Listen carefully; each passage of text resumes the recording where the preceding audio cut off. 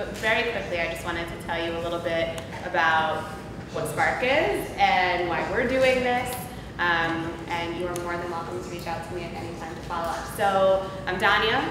I work on marketing and community building at Spark, and we are a venture capital firm. So we actually, for the first 9 years of our existence, only invested in early stage tech startups.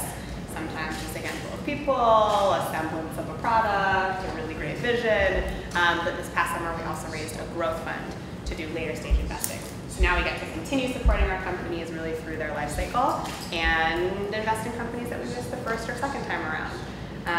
And I would just say that in general, Spark really invests in all different kinds of companies.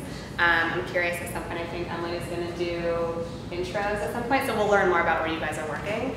But I mean, we've invested in everything from social media companies like Twitter and Tumblr, to VR companies like Oculus, to marketplaces like 1stDibs, to ed tech. Like, do you guys categorize yourselves as ed tech? Yeah, we're education. Okay, so crowded. So ultimately, though, I would say we really look for entrepreneurs who are truly building something that scratches their own itch or that has a bigger purpose, that is something that can feel like magical and delightful and meaningful for the people that it serves. And that's what matters most to us. It's not necessarily about the spreadsheet with the market and the model, although that does matter at some point. So that's pretty much it. I'm happy to talk to you guys afterwards more about venture capital, about Spark. But without further ado, I'm going to introduce you to Emily, who is going to kick us off tonight with some really good content. And just sorry, I forgot that I said I was going to tell you why the hell we're even doing this in the first place. We do a whole lot of stuff over the course of the year for people who work at the startups that we've invested in to connect them to each other in really targeted ways. The thing that we hear again and again from our entrepreneurs is that they just want to know other people who are going through what they're going through. And I imagine you guys are going through a lot too at your startups. You're no different. You're working there all summer. And we also want to be really supportive of our entrepreneurs who oftentimes are learning as they go. And we can't always help with every single little thing that they need, but we can get them together and we can provide opportunities for them to learn. So we wanted to extend that to our company's interns and to interns at other startups. And I think there may even be 1 or 2 VC interns here. So that's really it for me. And now I'm turning it over to Emily. Everyone round of applause with Danya for So hi everyone, I'm really excited to be here. My name is Emily Mithner and I'm the founder and CEO of FindSpark. So we are a community dedicated to your career success. So we do all sorts of programs all throughout the year to get you one step closer to your dream career through the people you meet and the things that you learn. So we've been producing all sorts of programs since 2011. We have tons of community members, and really the great thing about FindSpark is the actual people who are involved, the employers and the mentors who come together to help move their career forward. And we have some FindSpark community members in the audience also. And just some examples, so numbers are always great, 200 programs, 20,000 members, but it's really about the impact that we're having on our actual community members. So just a few quick examples. This is Kristen, and Kristen participated in one of our events that we held for, bless you, Blue Apron just a few months back. So Blue Apron, you might have heard they raised a lot of money, and they needed to hire a lot of customer service folks. So we brought to them 30 really great candidates to just get to know the team and learn more about what Blue Apron does, and she was one of the people hired through that event. Aaron was an example of someone who had a tech background and wanted to use it in a creative environment, so we ended up connecting him to someone at Viacom, where he's now an analyst. This was an event that we did where we recruited lots of interns for different programs at different startups, and then this was a young woman who participated in an event we did with Warby Parker, which is a Spark company. So Warby Parker, in a similar vein, wanted to connect with people who could potentially be on their customer experience team, and she landed a job as an intern, was fast-tracked to full-time, and now she actually manages the recruitment process for customer experience. It's a nice little full-circle story with her. So before we dive into tonight, of course, a big part of FindSpark in general and also this event is to introduce you to each other. So I'd love to learn a little bit more about you, and I made it easy to remember what you're supposed to say. So if everybody wants to go around, let us know where you're interning, what you do there, so what your title is, but also what you're working on. And also, just out of curiosity, your favorite social media platform that you like to use to network and connect with other people. So I'm going to start with Logan. Pick on her. Okay, hi, I'm Logan. I work at Dealsmo. It's an ad technology startup. There I am the analytics intern, so I get to analyze all their platforms and see how well they're doing and what they can do to make them perform better.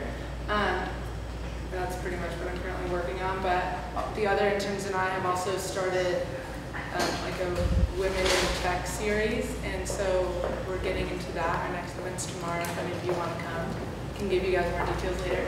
And my favorite social media platform for networking sort of stuff, I guess, is Twitter. I kind of just started using it again. I had my Twitter from when I was in high school, and so I kind of made a new one that was a little bit more mature. But yeah, that's me. I'm Kiona. Right now I'm teaching in a public school for summer camp program. I'm teaching elementary kids about nutrition and yeah, just teaching them how to eat, what to eat, why it's important. And my favorite social media platform is LinkedIn, just being able to connect there. Just a quick way to connect and follow up. What's up, everyone? My name is Jing. It's like Beijing without the Bay. I'm currently working at Spur Capital Partners. It's a middle market enterprise technology investment bank. I'm currently working on a geospatial deal based in Belgium. They do geospatial visualization for NATO. But I realized that it's so much more fun on the other side, in startups or VCs. So that's why I'm here. Favorite social media platform is Instagram, because you can get a little bit creative without people judging you for being creative. And that'll be it. I'm Shivangi. I work at a fintech startup called Celerity. They're basically I don't know if you'll understand because it's kind of like their tagline, but real-time market news provider for traders and people in financial services in general. I'm the marketing and finance intern, but since it's the startup, I'm kind of just doing whatever they throw at me. So, today that was, hey, now you're going to spend the next couple of weeks, in addition to your projects, resegmenting our entire CRM system. Cool. And my favorite social media platform right now is Instagram, because I was just traveling for a year, so it was a really good way to keep my friends kind of in the loop about where I am.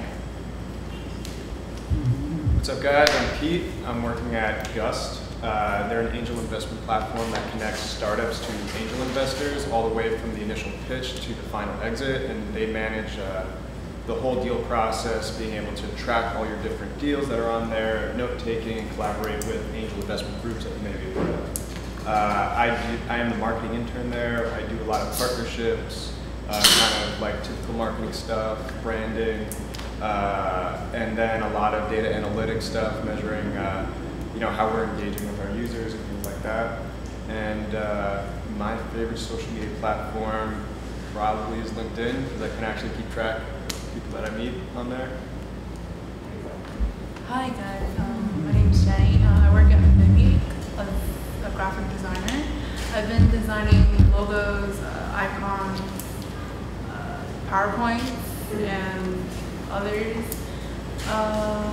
Favorite social media? I would probably have to say LinkedIn also, because I get to follow other companies and see what they talk about, what they're interested in, what they're looking for.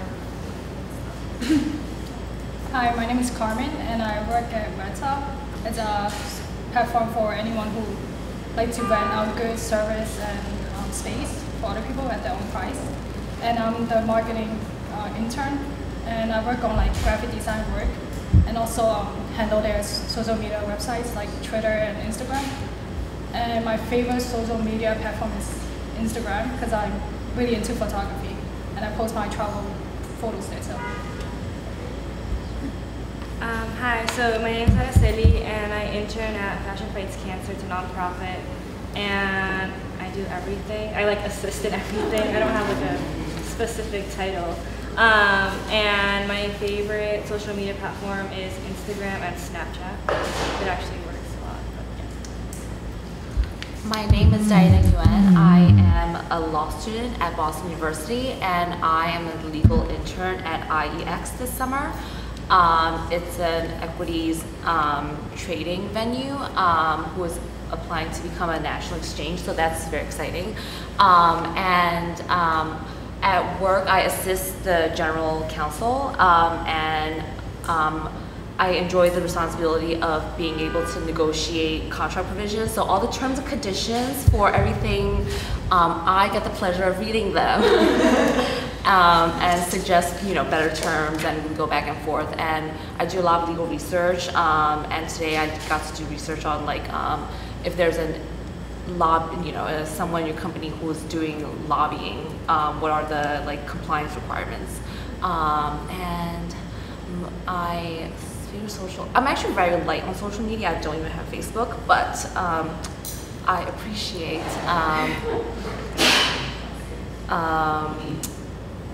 trolling people on Twitter. Researching, it's called researching. So, hey guys, my name is Stella, and I'm currently interning at a translation software company called SmartLink. And my job is to do all the social media stuff, tweeting, using Facebook and LinkedIn every day. And personally, my favorite social media platform is Twitter because I need to tweet every day, so yeah. Hi guys, my name is Vu. I work at Visalytics with this guy right here. So what I do, I'm a data science intern, so a bunch of coding. Those guys who sit and stare at the screen all day and don't move. Currently, I'm working on some project, building some web apps. Hopefully, they will come out well. My favorite social media platform would be LinkedIn and Twitter. I totally have that feeling, share that sentiments when you say you just delete your old high school account on Twitter, because I totally just did that yesterday. I was I read through my tweet and I was like, I can't believe it was me. Okay, delete. So yeah. So I'm Depesh, work at Visalytics, and I'm a UX designer. So anywhere from wireframing and conceptualizing to doing front-end development with HTML, CSS, JavaScript. Our favorite social media platform to connect, LinkedIn, but I think I enjoy Vine the most. Yeah, that's good. Hello, my name is Isaac. I work on Boglo. Boglo is a marketplace for college students to buy and sell second-hand items locally. We also broker every transaction, so all the payments are electronically, and I do business development for them. My favorite social media platform is LinkedIn, because I get to connect with a lot of people and also see who I'm connected with, which common connections I have with people I want to actually meet. It's a great tool, great weapon for business. Hey, my name is Guillermo. I work in a company called Leo. It's pretty early stage. It's got 5 people, and what they're trying to do is a clinic of the future. So they're trying to bring 21st century technology to the clinic, which is pretty, backwards. So what I do is I'm helping them set up all the operations. So you want to be able to manage forms, messaging with doctors, etc. So I'm doing all that for them. At least setting the plan for them when they start up. Let me see, favorite social media platform. I guess Facebook, because I'm old. That's going on. Oh, sorry. What's going on, guys? My name is Zach. I am an analyst intern at Collaborative Fund. They're a venture capital firm here in New York. Mostly what I work on is sourcing for the company. If they have a prospect to go into, I look at the industry. Right now I'm looking at the on-demand market. My favorite social media platform is, from a professional standpoint, probably LinkedIn, but from a fun standpoint, probably Snapchat. Things you get a little crazy and but yeah. Nice. I actually have a coworker who was featured in the New York City Snap. Like, yeah, we were, just going through in sour face. It was we're like, you're famous. So this is the second in the series that we've done. So just a little recap of what we went over in. Oh, right. Sorry. Yeah. Yes. No. Sorry. No, it's fine. I'm Olivia Mearns. I am an MBA intern at First Dibs. I'm doing products for the summer. First Dibs is about a 200-person startup, and I'm working on the refunds and returns process for the summer. And I'm in the phase where we're building out some of the tools to make that happen. So I'll say social media. I would have totally made fun of myself a year ago for saying this, but I'm planning a wedding, so Pinterest is very useful. Great. Cool. All right, so just a little recap of session 1. So over session 1, we talked about, really beginning off strong. So we talked about culture, the differences between, say, like a 200-person startup versus a smaller startup, the importance of networking, public speaking, and your online presence. And some of those themes will weave their way into this talk as well. And something about today's talk also is I want it to be very reflective and interactive. So there are going to be a lot of prompts throughout the talk where I actually really do encourage you to write things down. We handed out some index cards and pens when you walked in, and also these are just some examples of some goals that we gave for people to have an idea of how can they take what they learn and set actionable, challenging but achievable goals. So these are just some samples. So tonight, we're going to talk about how you can actually make an impact, right? So you guys are interns for the most part, so you have a fixed set of time that you can have an impact on the company, the culture, your team, your projects.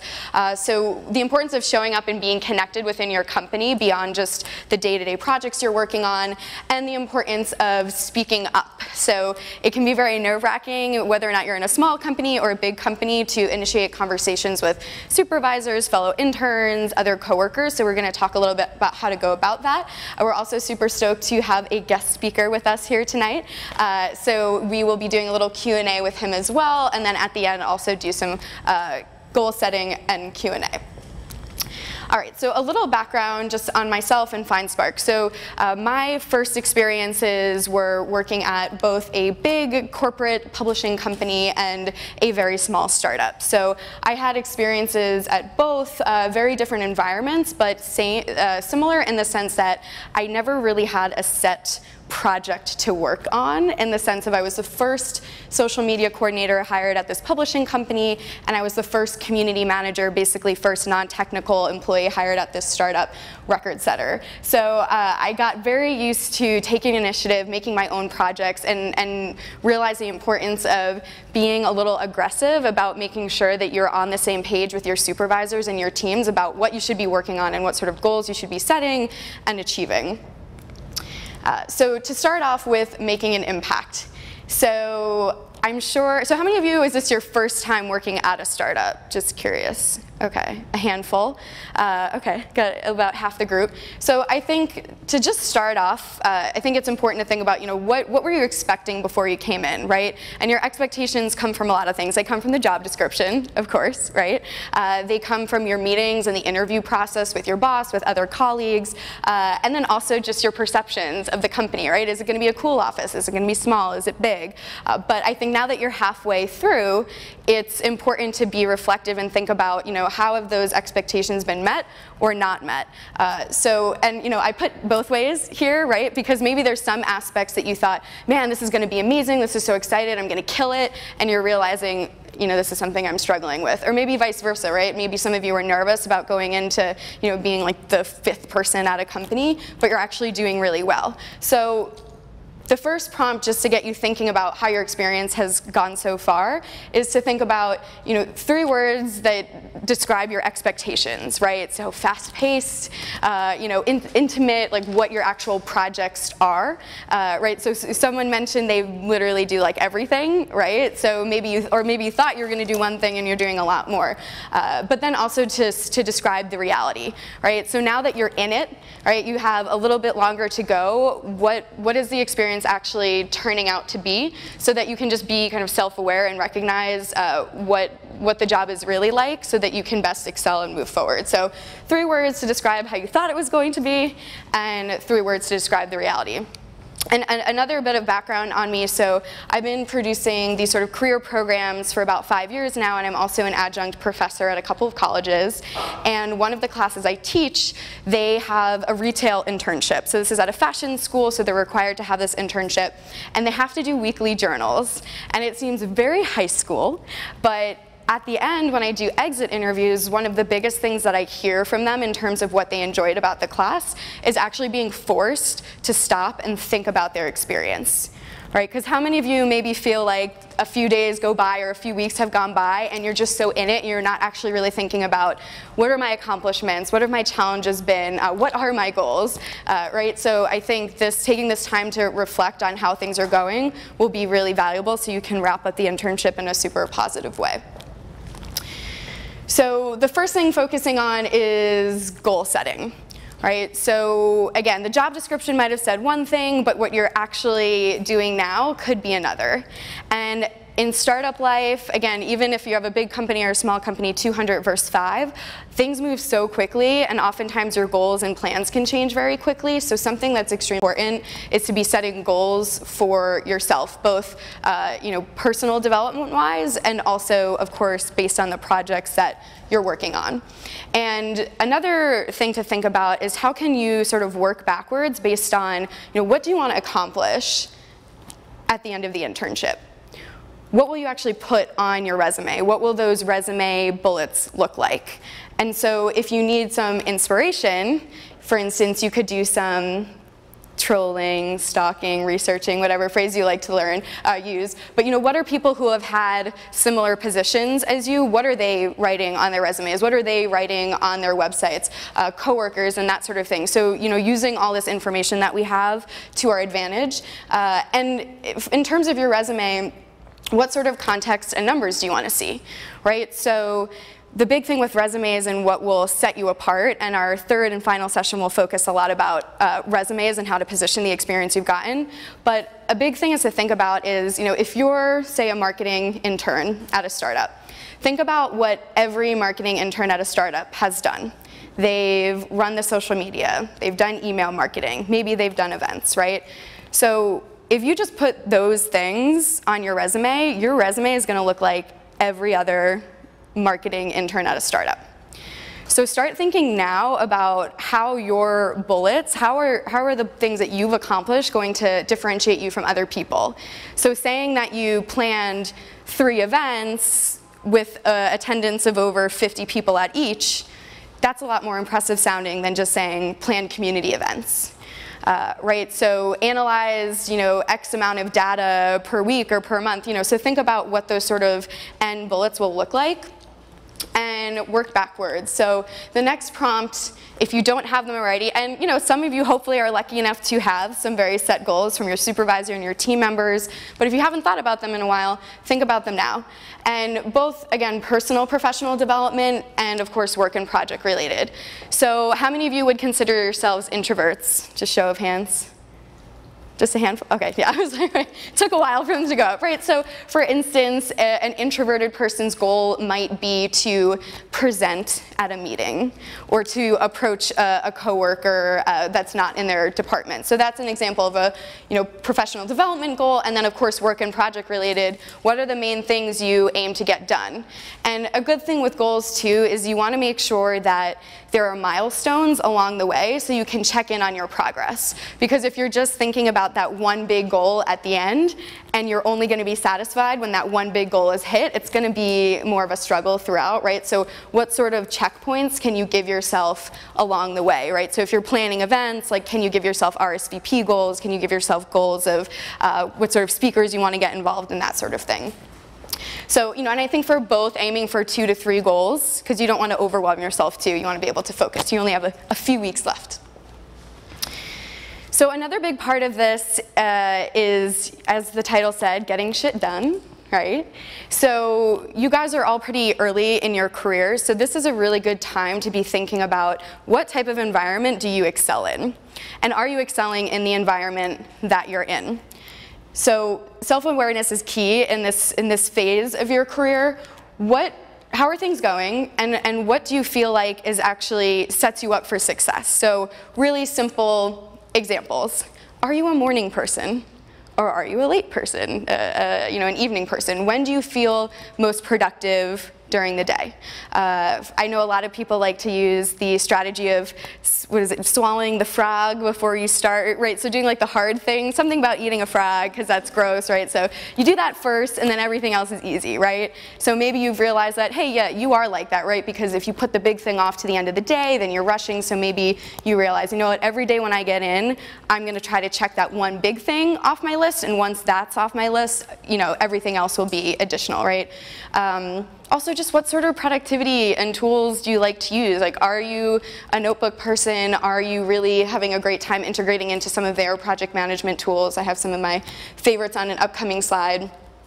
And also, who of you worked well with on your team, right? Because you're not going to, you hopefully will get along with everyone, but you might realize there's a certain type of personality that you mesh with really well. So thinking about all of these things to determine what sort of work style and environment do you do well in. So when you move on to potentially maybe continue on full-time in this company or to look for other internships, you can look for hints of, this culture actually seems very XYZ, so I want to aim for this. Or, this seems too similar to my last startup, which I actually didn't really do well in. So start thinking about self-awareness in that sense.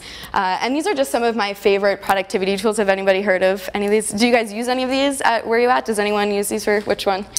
Boomerang and Second. Okay, nice. What about you? Asana. Asana is amazing, right? Life-changing, I think. We use Asana, Sidekick, or Nice. Yeah. Trello and Momentum. Okay. I know it's Trello. Trello. Cool. So, and these are things that you can also be using for your personal goals as well, too, right? Especially if you're how many of you are seniors? Just curious. Okay, so you just graduated, and or you're going to be a senior? Okay, going to be a senior, right? So I mean, tools like Streak, Rapportive, Sidekick, Boomerang, those are great for applying for jobs, right? And so when you're applying for your next internships, the bottom half of these are basically like kind of personal CRMs and things you can use to see if people are opening up your emails. Also great tools to, in terms of when, we'll talk about this a little bit more later, but when you're reaching out to your boss or other colleagues, you can know like, oh my God, he didn't even open my email yet, right? So good things to check out. So the next thing that I wanted to talk about is just management and being managed, because I think everybody loves the phrase micromanaging, right? You've all heard of the phrase micromanaging, and I think that's the one thing that people associate with, like, everyone hates being micromanaged, right? Nobody likes, or a helicopter manager, right? They hover over you. But something that's really important to realize is, number one, there is no one management style that works for everyone. And number two, off of that is, there isn't one management style that should be used on you for every single project. Right, so what I mean by that is, for instance, what was your background, remind me? Like, what was your job title when you came in? Finance marketing, okay, so that is what you are awesome at, that's what your degree is in, your background is in, and then they ask you to do something a little different, right? Their CRM. Okay, so you've been killing it on the first part, right? And like, they don't need to bother you, you're set up, you're good to go, but they give you this new project, and I'm just gonna pretend. Maybe that's just not something you've had as much experience with. And because you were rocking at the first thing that you had going on, they leave you alone for this as well.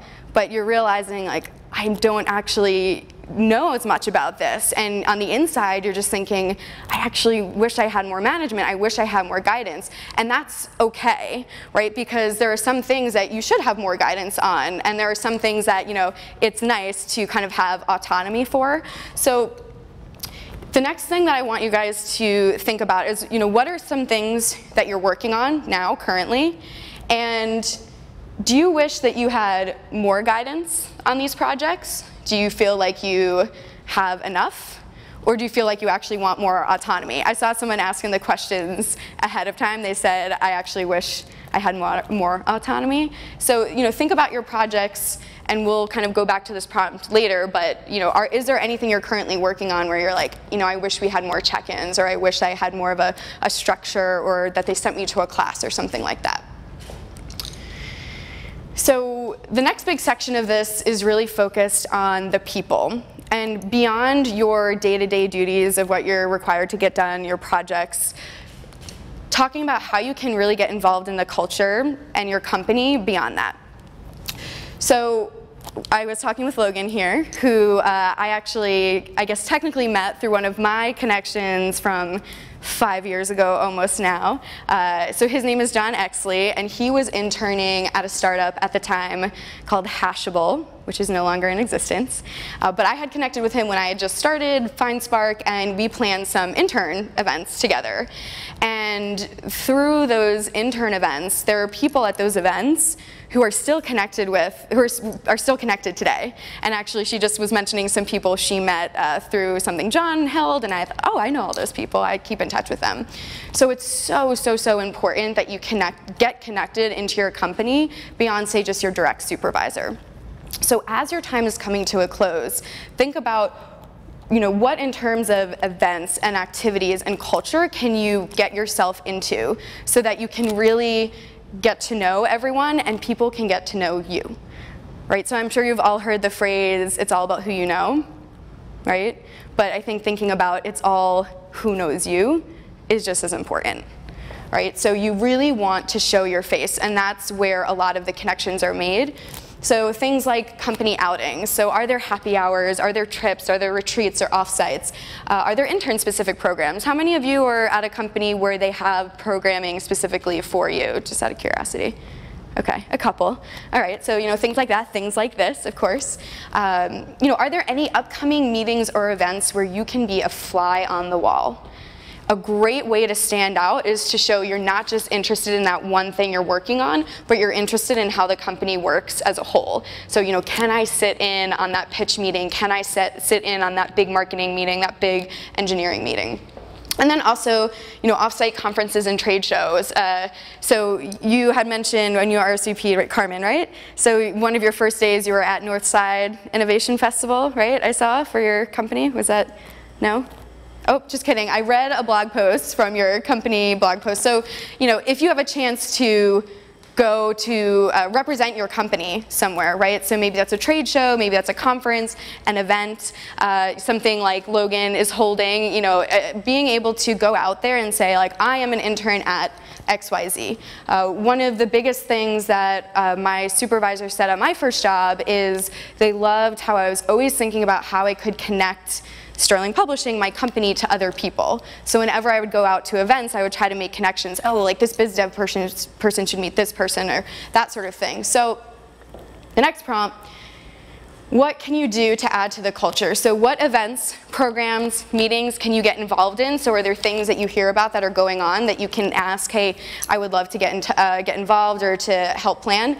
And are there any events that maybe you want to suggest? So, you know, if there's a couple of interns, you know, only a couple of you said there are actual intern programs, are any of you at a company where you can say, hey, before the end of the summer, I think some of the interns and I, we would love to do a lunch and learn, or we would love to, you know, do a sort of networking event with, you know, ourselves and the bigger, you know, everyone in the company. And taking that initiative, like picking on Logan again, to, you know, have an intern project that's, you know, not necessarily, again, related to your specific day-to-day, but involves you in the company as a whole, is a really, really, really great way to stand out and to make sure that they remember you after you've left. So then, of course, there is the startup community, and hello to all those watching on live stream. So we have people in Boston, LA, San Francisco, so every community is a little bit different, but there are so many ways to get involved beyond just your company, and you should really take advantage of those while you're interning and you have this great opportunity. So, you know, Danya and I were talking about how we met, and it was also about 5 years ago, and, you know, we can kind of draw the line between, you know, one meetup, hosted by a friend and how we got connected there, and we've just sort of intertwined in different projects in different ways since then. So that, you know, the connections you make while you're interning, while you're young, while you're still in school, when you're graduating, you know, those are people that will help you throughout the rest of your career. And it's not just about meeting the CEO or the head of engineering or, you know, the partner, but all of you are going places and you're going to be doing really great things. So remember to, of course, connect with your peers as well. So events, there are so many events. How many of you have heard of Gary's Guide? Right, this is going to be big, right? There's like 1 million newsletters, and actually in the hub that Danya created for this event series, we put some of our favorite newsletters and places to find events. But then also like digital conversations, right? So getting involved on social media, Twitter, Medium, GitHub, you know, all these different sites, of course, that can be just as valuable as meeting people in person, right? And one of the big things that we talked about in the first lesson is really balancing the offline and the online. So once, for instance, you've all met today, right? So you're all gonna leave here with a bunch more connections. So, you know, adding people on Twitter, adding people on LinkedIn, so you have that way to stay in touch over time is important. And again, making connections for your team. You know, even though you might be just an intern, you all know people, right? You all met really great people here tonight. So, you know, that doesn't mean making the assumption that every connection you might have found is a great connection, and of course you want to be careful, but, you know, going to your supervisor and boss and saying, hey, I connected with this person, I think they'd really love, you know, they'd really love what we're doing, setting up intros when possible. If you can become a connector yourself, even in a small way, you'll be seen as a great resource, and again, another great way to stand out. So also wanted to talk about the side hustle. So how many of you have a side hustle or side project, something you're working on? What are you working on? Yeah, I'm president of the Kairos Society. They're a group that is broken up all around the world, but we have a New York base, and we bring together a community of young founders of startups, age below 26, and they usually have some sort of grant, business plan, competition win under their belt, and then from that lower limit to about like a Series A, and then some of the companies that we have there high. Mm-hmm. So it's more of like a portfolio of kind of incubating companies through community events and community networking.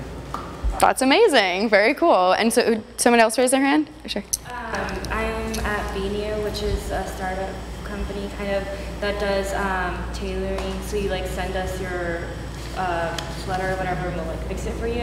And it just is like taking away the middleman and making it easier. We're gonna launch it like September. Cool. Anyone else thinking about starting something on the side? What do you got? So one of my friends and I actually, our deal was if we didn't get internships this summer, we'd start our own company, and we actually have so much of the idea founded that even though we both got jobs, we're so set on starting it next semester, and the fact that we're both in startups actually ended up being such a blessing because we're learning so many of the pitfalls and the organizational techniques and kind of what our founders have gone through. So it's given us a lot of tools. That's great. Yeah, so, you know, I think this is a really great time while you have the support network of a team, you guys have jobs, right? But to use your time wisely and think about starting something. Again, when you think about who you'll be compared to in the job market, especially in the startup world. Startups, if you want to continue to be in startups, like they want to see that you are proactive and that you've taken initiative. And what better way to do that than to say, hey, of course I've had internships at these great companies, but I've also done my own thing. You know, and anything from an app, from a blog to organizing events. Those are all seen as really, really valuable, and again, a great way to differentiate yourself. So if you're thinking about starting a side hustle, just start it. And, you know, a few reasons just to start. Number one is that things take a long time. Right? So building a company, building something on the side, it's always probably going to take longer than you think it is, so it's good to just start instead of waiting till you feel like you have every single thing nailed down. And also, of course, like inspiration is going to come and go, but the important thing is like to give yourself a long period of time to stick with it. So to really give yourself that shot. But this summer is a great chance to start that side hustle. And then the other thing to think about is your own connection. So how many of you have already been to, say, like some other startup events this summer, just out of curiosity? Okay, a handful. So I think people like to get obsessed with people they don't know. So, oh, I don't know any big VCs, I don't know any big tech people, or I haven't met the big wigs at my company yet.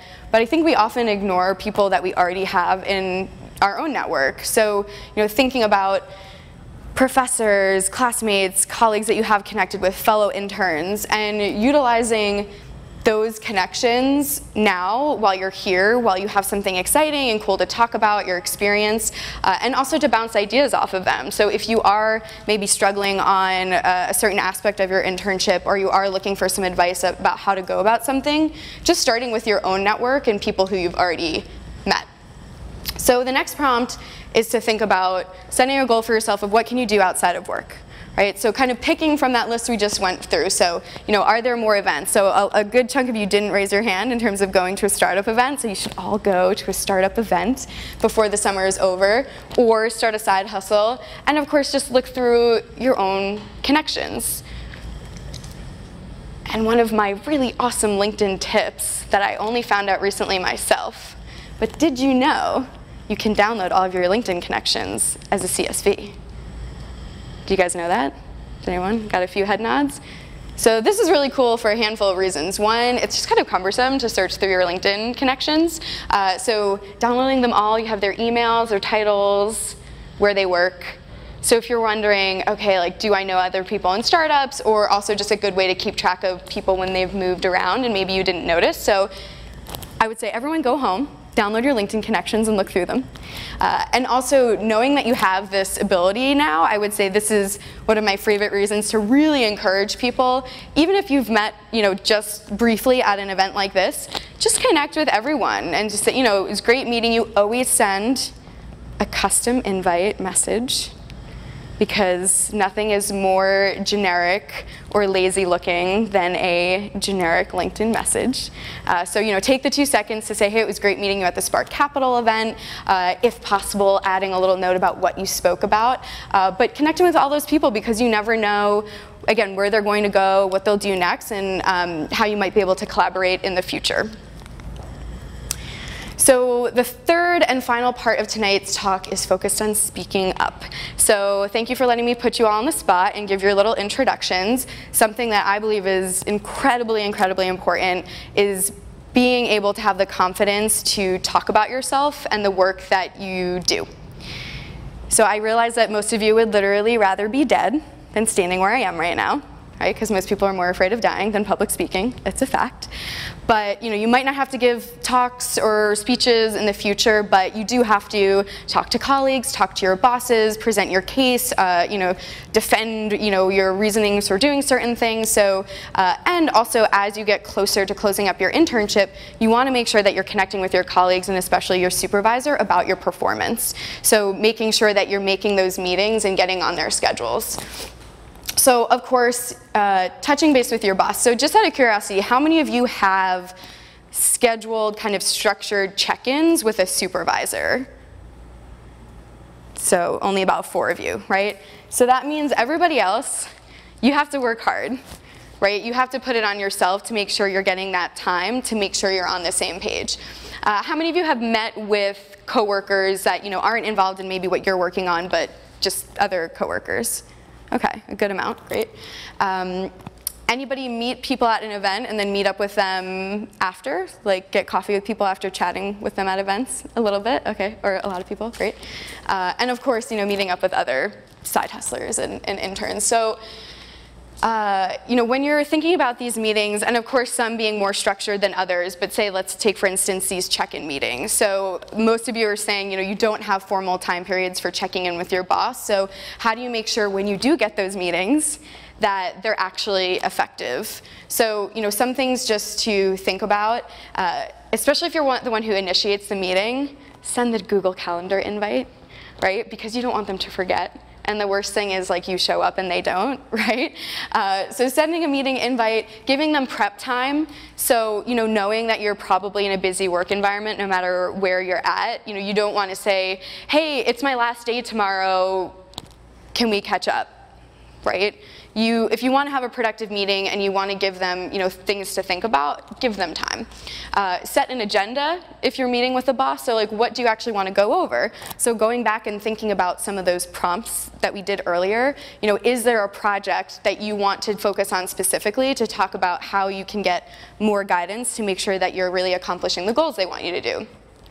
And then, the next two, doing your research and coming with notes and questions. So, if you have the opportunity to meet up with someone after meeting them briefly and you want to say, pick their brain, right? That's a phrase younger people like to use a lot.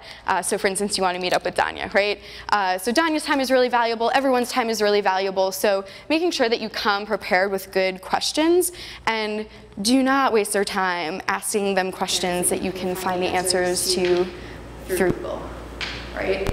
So being really thoughtful, being respectful of their time, and being respectful of their time just in the sense of, again, being prepared, being on time, but also in terms of etiquette, just like watching the clock and that sort of thing, because it can be kind of awkward if you're with someone and you're feeling like it's going over, but the person's just talking and talking and talking. But on the other end, the great thing about asking to pick someone's brain is most people want to help you, and they enjoy talking about themselves, right? So it might go the other end is, they might be talking and talking and talking, and you're like, oh my God, I wonder if they realize they've been talking for an hour. So if you're the one to arrange a meeting, just being respectful, like sitting, I always like to give the tip of sit near a clock. So you can look at a clock without looking at your watch. Even if you have the Apple Watch, it's still, it's obvious. So, sit somewhere where you can be mindful of the time. And, just to be very actionable, send good meeting invites too. So these are just some qualities I think of a good meeting invite. Of course, having a location. I think 45-minute time increments are usually a good rule of thumb. So if you're ever in that awkward situation, if you're like, you said I could meet for coffee, but I'm not sure how long, 45 minutes is like less than an hour, more than a half hour, and still be productive. Always put cell numbers. I think this is especially for, if you're meeting with someone, again, like from an event or somebody who you're not in their office, just in case something comes up. And also just a thing that I like to do is let people modify the event. So in the case that something comes up, they want to change the location, or if, say, it's your boss or a coworker, they can just easily change the timing without having to do a lot of back and forth. Okay, so I covered this in the last session, but because there's a lot of you here and this is new to you, I wanted to make sure to focus on these things also. So in terms of my experience teaching, talking to a lot of young people and hearing them introduce themselves, pitches, all that good stuff, these are some of the biggest things that I think you can fix to become a better public speaker. So number one is your handshake. I'll let you all practice now, and it seems silly, but how many of you have shaken someone's hand and just felt like really awkward because they get like the fishy, floppy handshake? Right? So please, like, have a good handshake. I think a good rule of thumb is if you feel like you're shaking a little too hard, it's probably perfect. I'll let you all practice right now. Go ahead, shake the hand of someone next to you. And if they're weak, make them do it again. I definitely had some weak handshakes on the way in. I know it seems silly, but it's important. First impressions are everything. The next thing is posture and body language. So it is a fact that people care more about how you look than what you're actually saying. Does anyone remember that Super Bowl commercial for Tide to Go pens, the guy in the interview? So it was this commercial where a guy's in an interview and the one, on the job hunt had a big stain on his shirt. And every time he started talking, the stain just went blah, blah, blah, blah, blah, like that, right? Because the interviewer was just looking at the stain the whole time, right? So that's an example of like dress, of course, but if you're hunched over, if you are wringing your hands, you're moving your rings, you're twirling your hair, fidgeting, moving back and forth, all these little things are gonna come across as insecure and not confident, and they're gonna make the person you're talking to feel weird, right? So think about making yourself big, standing up straight, and especially in meetings. People are watching you at all times. Even if you think you're just in the back, you're just a fly in the wall, people notice if you're slouched over, if your hand is faces in your hand. So just be very cognizant of that at all times when you're in the workplace, and especially, of course, when you're meeting with people. The next thing is filler words. So how many of you are aware of what your filler word of choice is? What is like, anyone like, right? That's probably a lot of people. Anyone have a weird one that they know of? Like, as. It is so important to eliminate these. And not just when you're in a situation where you're presenting or you're talking to someone important, just in life, you should try to get rid of them. And it's difficult, right? You know, you've been using these filler words for probably about 20 years or so of your life, right? So I think the best way, and you know, even you'll hear some filler words of my own, and I do this for a living. So I think the best way to work on it proactively is to tell whoever you spend the most time with, 3 to 4 of your friends or family, boyfriend, girlfriend, tell them that you're working on it and give them permission to like slap you or, you know, give you a little hit anytime you hear it. And you really do have to proactively work on it to fix it. And one of my biggest tips with getting rid of the filler words is speaking slowly. They're called filler words for a reason. People do not like silence. It's uncomfortable. But it can actually be really powerful. I've thrown some dramatic pauses in here and there, right? But so, you know, don't be in the mode where you feel like you have to talk so quickly to get it in. Like, let yourself take the time to speak, again, confidently, slowly, especially in situations with supervisors. And then the next thing is energy. How to stand out. Show that you're passionate about what you're working on. Use your hands, be excited. Don't be ashamed. You know, I think a lot of people get into the mode of like, oh, I don't want to seem too, you know, in your face or that sort of thing. But if you're excited about a project, the company, an idea, let that shine through, because that's going to stand apart from, you know, other people who are just kind of trudging along. And again, energy also really goes into posture. And again, the fact that people care more about how you're saying things and how you look than what you're actually saying. So if you sound really confident and excited about something, then, you know, that will really come across and make a difference. So one of the final prompts, so who will you meet with? So you all have about 6 or so weeks left of your internship, right about then. Who are some people that you want to make it a goal to talk with? That can be a boss, that can be a supervisor, that can be someone really cool at your company who doesn't work in your department, but you've just been admiring them from afar. Think about that and start making the plans now, because you don't want time to pass you by, the internship be over, and then it's just a little bit harder to get in touch with these people, right? And of course, so the final workshop in this series will be all about maintaining your connections and how to continue them on after you leave, but it's way better to meet as many people as you can while you're there. So again, making an impact, so setting goals for yourself and also using this as a time to reflect on where you do well. Showing up and getting connected, so beyond just the day-to-day, how can you stand out as someone who's really invested and involved in the company and the culture, and then speaking up. So how can you make sure that you're connecting with people, sharing ideas, and getting feedback so that you're remembered after you leave? Because at the end of the day, of course, your skill set matters, but again, it's who knows you, right? So how can you fully take advantage of all these people that you're with, and really just the, you know, the tech community at large? Because your connections and your network, and, you know, I think people like to think about connections and it's kind of negative, it sounds superficial, but really just thinking of it as your own supportive community. You know, starting now to create your own network of people, because that network of people, that is the most valuable thing you'll ever have in your career, is the people who you're surrounded by. So you want to start